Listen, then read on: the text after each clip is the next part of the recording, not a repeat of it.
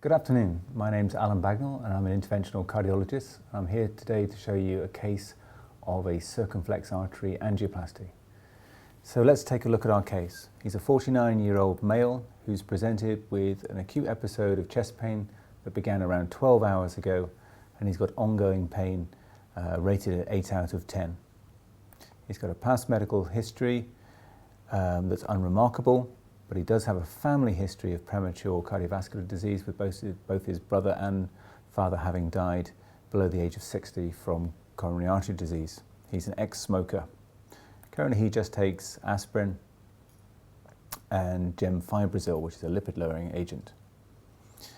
So without going into more details about the treatment of the patient, we're just going to move to the coronary angiogram, take a picture, see whether we can see where the acute lesion is, and then we're going to discuss about how to treat that. So what we're going to do is to treat this patient via the radial artery. I've selected a 6 French radial sheath, and I'm going to select an 035 guide wire. I've got a spring coiled one to maintain maximum feel, and one with the J curve on it so it's soft and atraumatic as it's passing through the peripheral vessels. So I'm going to pop auto track on there.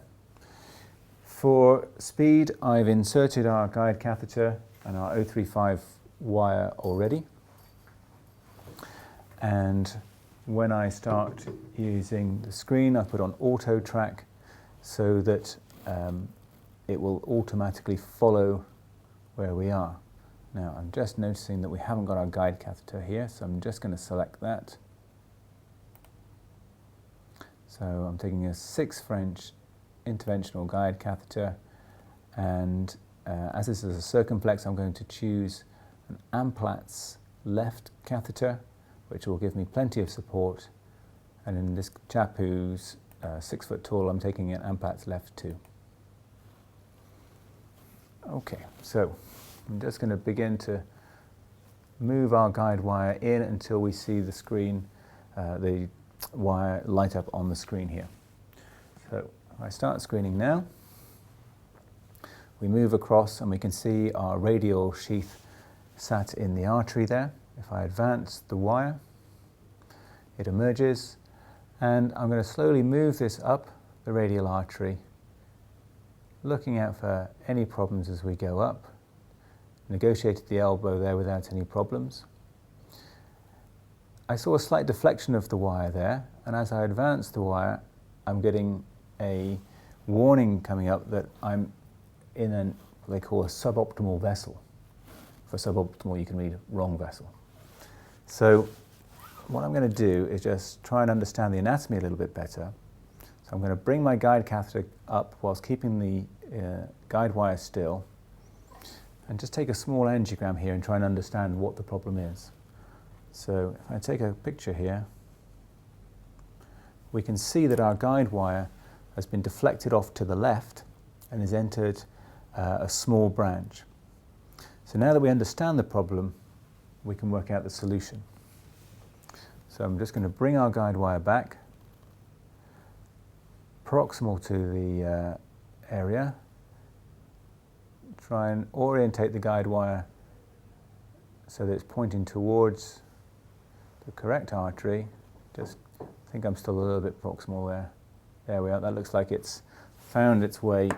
I'll just take a little test here into the correct branch, and we can then continue to advance our wire up. Again, just looking out for those small little visual and tactile cues that say that we might be going off course at any point.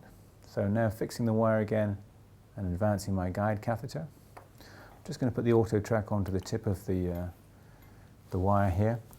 So when we're navigating the peripheral vasculature, we always want to make sure that our wire is advancing ahead of our guide catheter. Fixing the wire now and advancing the catheter over it again. So we're just in the subclavian artery here, now we're going to come down through the innominate and into the aorta. Now there's potential here for the wire to go in one of two directions. we can see in this case it's gone towards the left of the screen, which is into the ascending aorta, but sometimes you may find that the wire goes towards the right of the screen. This is all much easier to see if you come into the LAO view at this point, where it's very clear to differentiate between the ascending and the descending aorta, which are on the opposite side of the screen. But sticking in AP, we can see here that our wire looks like it's advancing down into the ascending aorta, and in a moment we will see it just abut the aortic valve. And there we can start to see it just bouncing on the aortic valve and beginning to curl up as it does so. So that tells us that we've advanced our wire sufficiently far. We need to make sure that our wire isn't in danger of going down any of the coronary arteries. And I'm just going to make sure I maintain my wire position steady as I bring the guide catheter down towards its tip. So this wire has now done its job, so we can withdraw it back into the catheter, and that will allow us, the guide catheter, to assume its predetermined shape for engaging the left coronary ostium. Now, I'm just going to manipulate the Amplatz guide into the left coronary ostium. And the Amplatz can be a tricky guide to use because they have this sort of swan neck shape to them. And that means that they move a little differently to other guide catheters. So I know in this, having done this case previously, that there we are, that's just popped in. Now immediately you see that I've got a warning sign saying that the catheter is inserted too far into the artery. Now normally, with most other shape of guide catheters, to take a catheter out you simply pull it back a little. But because of the swan neck shape of the Amplatz catheter, when you withdraw it, it dives deeper into the coronary ostium. So you do the opposite. You push this one in, and that makes it sit up higher and come back out. So again, it's now looking okay, but if I push in, you can see it sits up better. If I pull it back, it goes deeper. So just to do that again, pushing in makes it sit up with better orientation with the ostium. Pulling it back makes it dive in too deeply in a second. Oh, that's actually pulled it out there. So let's re-engage that catheter.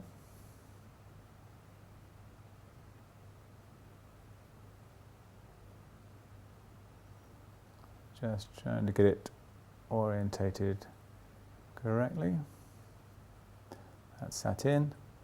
And again, it's just gone a little bit deep, so I'm just going to push in a little bit, and our warning sign goes because that's just lifted it out. Now, immediately that we're in, we can check our aortic pressure, our pressure at the tip of the guide catheter at the bottom of the screen here. And we've got the same aortic pressure that we had before. So this tells me that my guide is not abutting against the wall, that it's not likely to cause any problems when I give a test injection of contrast. So ensuring that you haven't got any air in your system before you do this, I can now give a little puff of contrast, and we can see that we're nicely engaged in the coronary arteries. So the PA view is useful for getting in. The LAO view is very useful for getting into the left main. But in terms of looking at the rest of the coronary arteries beyond the left main, it doesn't often separate them very well. So what we're going to do now is look at some other views that we can use. And we'll look at the influence of those views on the radiation exposure that the patient receives, and also you as the operator from the scatter. So first let's come into the PA caudal view. I've gone for about 30 degrees. So I've come into LAO there by mistake. Pause just for a second. Camtasia was running, isn't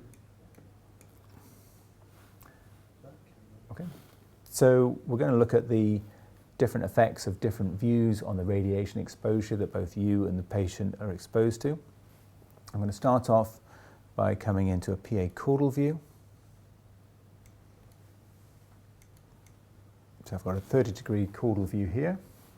I'll just screen to make sure our table position is okay. Just going to mag up a little and just move our table a little across.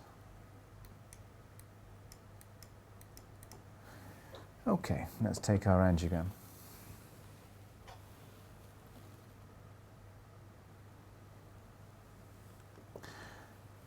Okay, so immediately we can see on our angiogram that our left main stem looks normal, that the proximal part of the LAD looks normal, that the proximal part of the circumflex looks normal, but after the first obtuse marginal branch, there's a hazy area of narrowing, which we suspect is the likely cause of this gentleman's chest pain. What we haven't seen very well on this view is the rest of the LAD. So I'm going to come into a PA cranial view now, which will lay out the LAD much better. Just check our positioning here. Just move our table a little.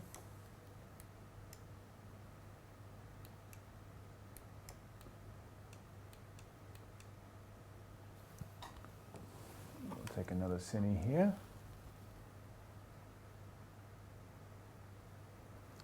And in this view, the LAD is coming down the center of the screen, and in general it looks free of disease, and we can see the diagonal branch laid out as well. It also looks free of disease. And from these two views I've got a pretty good idea of the issues with the coronary arteries. Again, at the top of the picture there we can just see our severe stenosis in the circumflex. It looks much more apparent in fact in this view.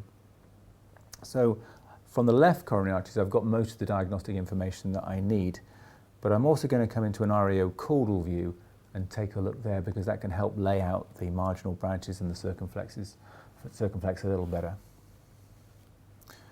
So we'll just come into our caudal views.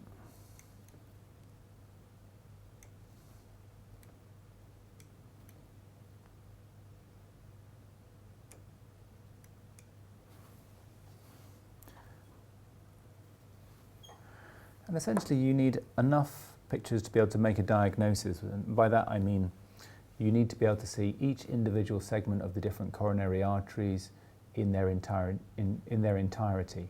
Sometimes you can get that from one or two shots, sometimes you might need multiple different shots from different angles to be able to fully separate branches and see each different aspect of the artery. So let's have a look at this REO-caudal shot now. And that just helps lay out that circumflex a little better. And we can see the distal circumflex where our wire is going to be positioned, and we get a better idea of the anatomy of that. Before we go on to do the intervention, I just wanted to take a little time to explore radiation doses. And one of the great things about our simulator is that we can model what happens when we expose the patient either to fluoroscopy or to a cine acquisition. So on the screen in front of you now, you can see a picture of the patient, and on the right-hand side of the screen, a halo picture which represents the radiation scatter around the patient. So this is what the rest of the team and you as the operator will be exposed to. Now in all of these pictures, red indicates high areas of radiation exposure, and green represents lower areas of radiation exposure. You can see that there is a scatter around the patient with concentric circles of decreasing radiation exposure the further you move away from the patient. The interesting thing is that there is not a linear relationship between your distance and your radiation exposure. In fact, the exposure you have works by an inverse square law, whereby if you are twice the distance away from the patient, you're in fact getting 4 times less the radiation. So small steps back from the patient can make a huge difference to the amount of radiation you're exposed to. So try and stay as far away from the patient as is possible, and certainly to make sure that your staff remain at a distance and not be using any x-rays when they need to come in to attend to the patient. Looking at the center of the screen here, what I've got is a picture of the skin dose that this patient has received thus far. So I've taken 3 different shots essentially, and you can see the area that has received x-rays to the skin. Now, there are certain views which expose the patient to more radiation. Generally, the more angulated the view is, the more radiation is used to achieve a picture.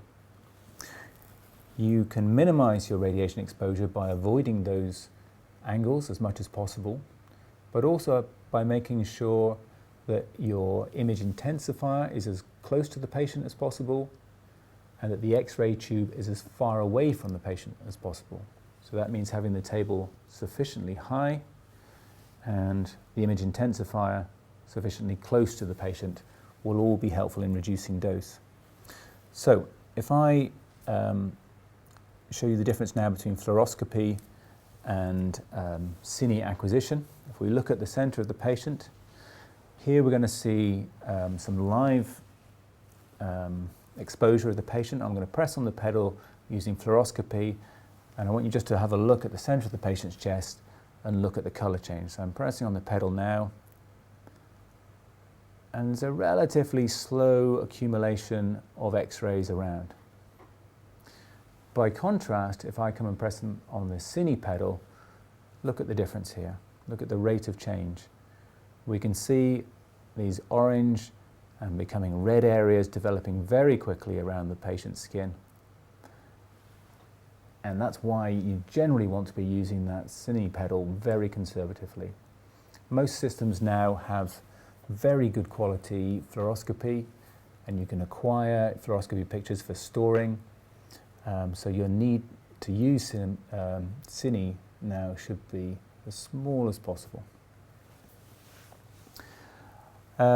Again, looking at those different exposure things, I'm just going to put this into a PA view.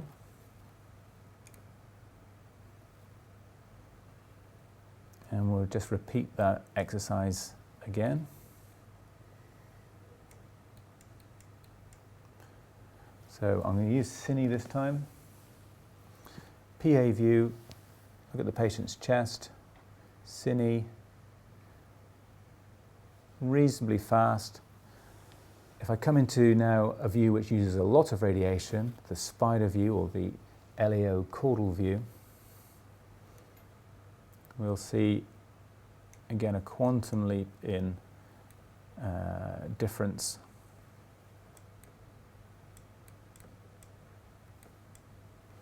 So I'm going to do cine again now, and this uses a lot of X-ray energy. Very quickly it's onto red. Very quickly you're getting a lot of scatter, patient's getting a lot of exposure. So try and avoid those high radiation dose views as much as possible. Sometimes you need to use them for stent positioning or for wiring particular branches, but once you've done that, come back to a view where your radiation exposure is going to be less. So let's go back into our working views. The PA caudal and the REO caudal were both very useful for the circumflex. So we'll just come into our PA caudal.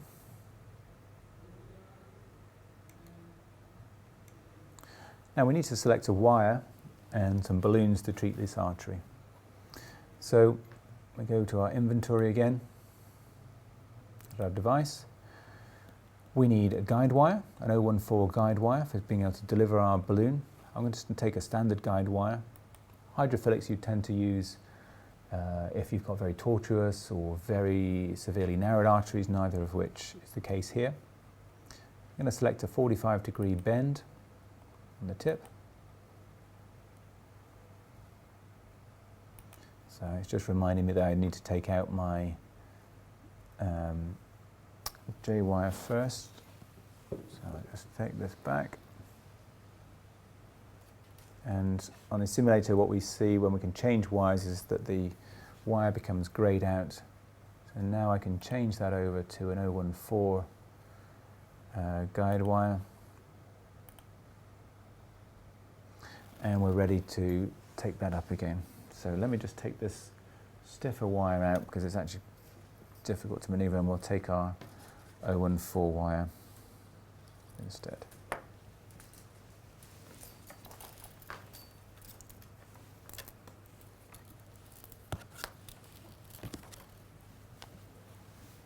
that down there.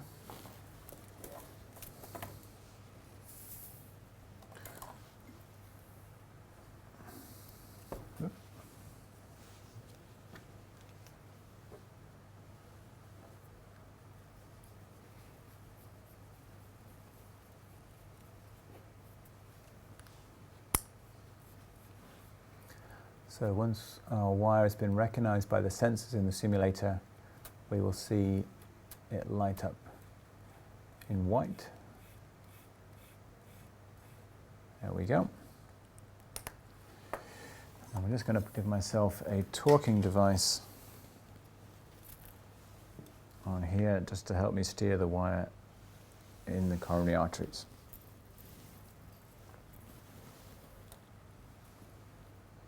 So the torquing device just locks onto the wire. This gives you that bit more control when you're directing your wire. So you can see my guide wire coming down here.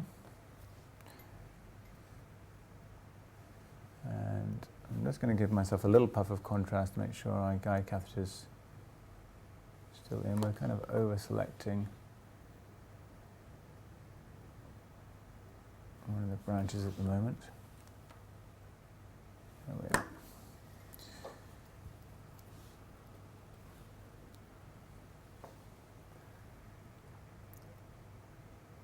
So I'm just advancing the wire out of the catheter.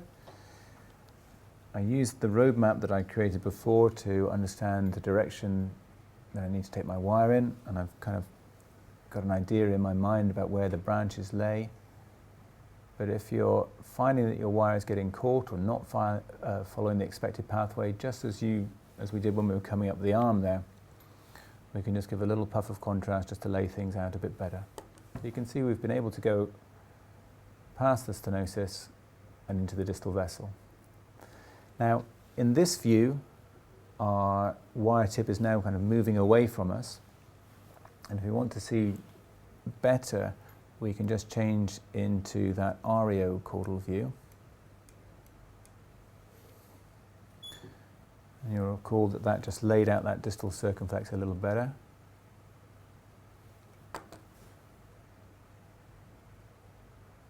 That's fine, I'm happy with that wire position there. So now we need a balloon. Now the thing that struck me about this lesion was it looked fairly long. So we need to choose an appropriately length balloon and obviously an appropriately sized one as well. So let's get our device. We need a balloon. I didn't see any signs of calcification, so I'm not going with a non-compliant balloon up front. And I'm going to take a 2.5 by 20 millimeter balloon as our pre-dill balloon.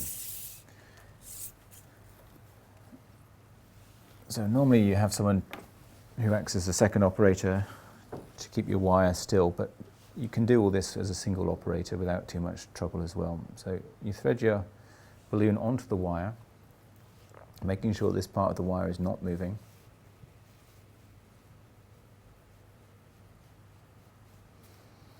And by the time you get your balloon to here, the wire will have emerged out of the rapid exchange port. So you just need to fix your wire. I'm just going to open up the catch just to help it move. My wire remains fixed. And once you've got the over the wire portion through, you can then take hold of your wire again and advance your balloon. So we're just looking to see it light up in white on our simulator screen to tell us that it's recognized it. And I'm going to come back into that PA caudal view because the image here is quite fuzzy, and that's essentially because we've got, I think, quite a big patient.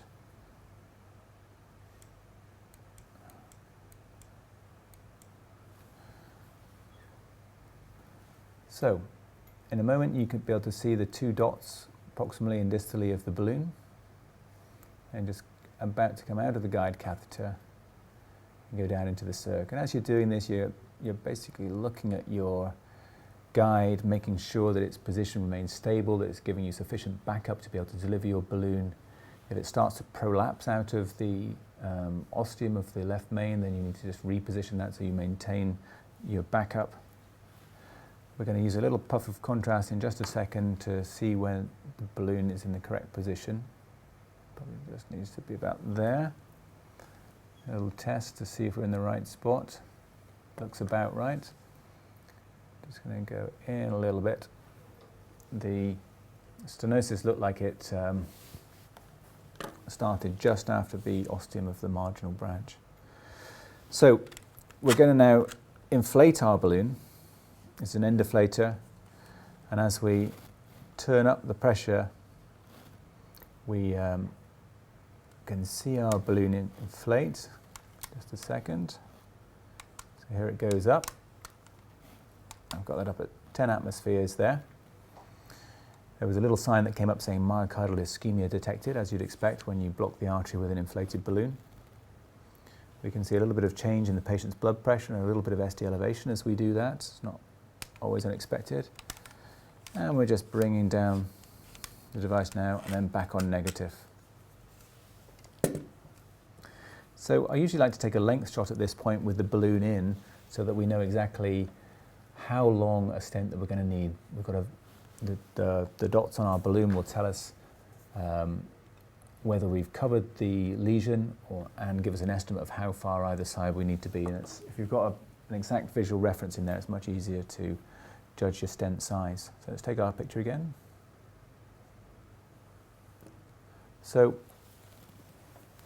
we can see that we've actually got a very good balloon result from this, and that's not too surprising. It sounded like a very fresh, soft lesion in a relatively young patient. Our balloon length was just about right. I think the 20 millimeters covered the lesion, but we are going to need something slightly longer at either end now to make sure that any bit of balloon traumatized part of the artery is covered by a stent. So let's withdraw this device. So to withdraw the device, you fix your coronary wire with your left hand and you pull back on the device. And to begin with, you do that under screening because it can cause the guide to be sucked in as you do that, particularly if you've not waited long enough for the balloon to deflate. But once it's out of the coronaries, it's generally not going to move. It's a very early thing that happens, getting the guide sucked in like that. So what we're going to do now is change our balloon over to a stent. So we go to get device. We're going to take a drug-eluting stent. And size-wise, that 2.5 looked a little bit small, so I'm going to take a 3.0. And I want something a little bit longer than the 20 that we had. So if I go for this 3.024 here, that should mean that we've got sufficient length. So we'll just advance that in until it's recognized again.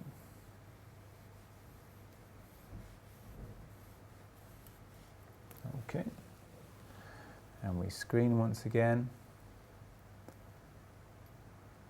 I'm just watching the tip of our wire to make sure it's all in the same position, that it hasn't moved during these exchanges of the stents and balloons. We're looking at our catheter tip, make sure it's remaining engaged.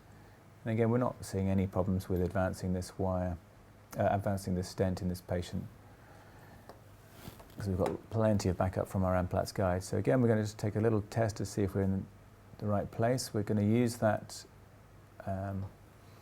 marginal branch as our marker. We had our balloon, proximal balloon marker just at that marginal branch, and we're going to use that again as a place to guide us as to where to drop the proximal end of the stent. So let's take a position shot here. Pretty happy with that. And let's deploy our stent. So same procedure. Screening as you're doing it to watch it come up. The main reason for watching it come up is A, to look to see if it moves, but also to see whether you've got adequate expansion of your stent. So we're deploying our stent now, and generally I'll leave these up for at least 30 seconds to make sure it becomes well opposed and has a chance to expand fully. Generally, I'll also post-dilate the stents to make sure, again, that we've got really good stent apposition. So that's the balloon down, balloon of the stent down again. That's left our stent in position in the artery. So we screen, And take our balloon back into the guide catheter. I usually just like to take a little puff of contrast here to make sure that there hasn't been a perforation, and if there is, that we've got a balloon in place that we can use to control that straight away. It's a very rare occurrence, but if the balloon's out on the table, you've then got to rethread it back on. So just a little puff, and all looks pretty okay. So we'll then take a detailed shot once we've got our balloon out, and we can then decide about post-dilatation. So, let's take our picture. So what we're looking for on our post-PCI picture are several different aspects, and I usually try to ask myself these questions so that I don't forget them each time. So I ask myself, does the proximal end of the stent look okay? Is there any dissection there? Is there any haziness? Same question for the distal end of the stent. Do all the branches that were there beforehand, are they all still there? You know, so the one here that was this marginal branch here that we were stenting very close by, I wanted to make sure that flow was normal into that, and it remains normal. I want to look down the length of the stent itself and to see whether it looks properly expanded, equally expanded, that there's no dog boning within the stent. So what we'll do is post-dilate this stent now just to make sure it's really well opposed. Size-wise it looks pretty good, I think, but let's take a balloon. This time, when you're doing post-dilation, you always want to use a non-compliant balloon, and those balloons, when you get up to higher pressures with them, their size doesn't change as much as the semi-compliant balloons, and it means that you get even expansion of that balloon, whereas with a semi-compliant balloon you can get uneven expansion with the ends opening up and any area of resistance not expanding fully. So let's select our balloon. You want to have one that's no longer than the stent that you've put in. So if I take a 20mm balloon, I'm going to take one that's just slightly bigger, 325, just to make sure that it's really well pushed up against the wall, minimise our chance of getting any problems with restenosis later on. I've just, for the sake of time, not shown you the rethreading of the balloon onto the wire again. So we bring our balloon down. We ensure that all of the balloon is within the stented segment, inside the stent. And we're going to go up. So generally I use higher pressures when we're doing the post-ill. I'm getting a warning sign saying oversized balloon, which you don't really get in real life, but it's telling me that not to go any bigger. So I'll just, for the sake of argument, choose a 3.0 NC balloon in here.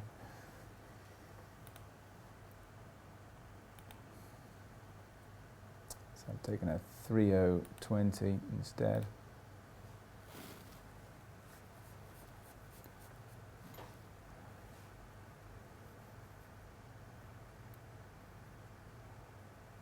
Okay, just delivering that inside the stent again. And we're going to post-dilate now. So I've gone up to 14 atmospheres there. Again, looking for full balloon expansion as I'm doing that. Make sure I've not got any dog boning. And then we're down again. And we can take out our balloon. So I'll just show you removal of a balloon from an artery. So when you're doing this, you want to make sure that your wire position doesn't move. So you'll bring the balloon back until you reach the rapid exchange port. Usually at this point, if you open up your catch, it is easier. And what you're doing is fixing a small part of the wire, bringing back, fixing, fix the wire again, bring back your balloon, fix another small segment of the wire, bring back the balloon. And you can either do that on the table, off the table, depending on how practiced you are, and then just close off your catch once it's out again. and you can take your balloon off.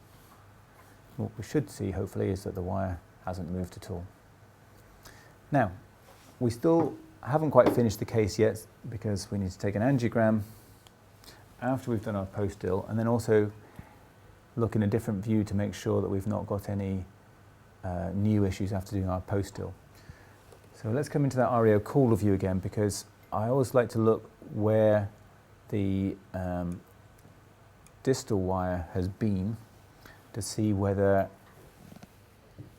if the wire has moved position at all, was there any possibility it could have gone out into a small branch and caused perforations with the wire tip. Pretty rare to occur, but can cause late complications if it does. So I'm scanning, I'm keeping my foot on the pedal just until I see the contrast clear, looking for any small puffs of contrast that might indicate a wire-based perforation. I can't see any there. Stent looks well expanded. We saw from the picture earlier that both the proximal and distal ends look okay. So that's us having finished this particular intervention. So now we just bring back our wire, and disengage our Amplatz guide, which we can do with a bit of torque, and out we come.